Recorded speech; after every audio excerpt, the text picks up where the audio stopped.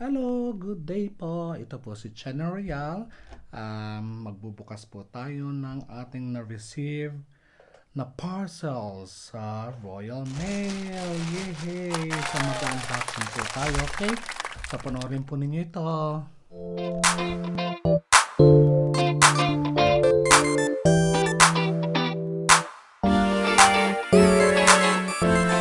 At eto po ulit tayo, si Channel Real. So magandang umaga po sa inyo, magandang hapon at magandang gabi sa lahat ng mga nanonood. Sa mga hindi pa po nakaka-subscribe, sa mga bago dyan, hindi pa nakaka-subscribe sa akin channel, pakiclick naman po yun.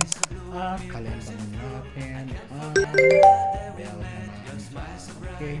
So, kaninang umaga, may nakita akong mga kaibigan natin sa mga sa YouTubers, and I have found out that they have been doing this unboxing.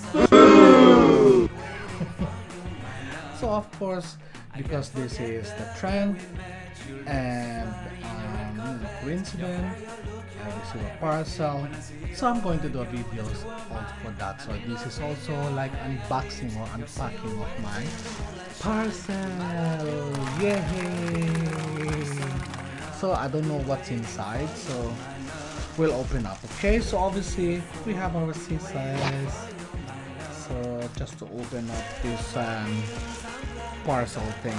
Okay, so I hope this is a nice one. I think I know what it is, but obviously I just need to make sure that I have received the proper item. Okay, so soft, obviously. I know this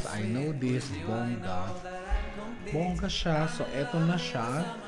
I don't know, I think this one is coming from China. Okay, so yes, this is what I'm expecting. Okay, so tada! Ang aking Maleficent na headband.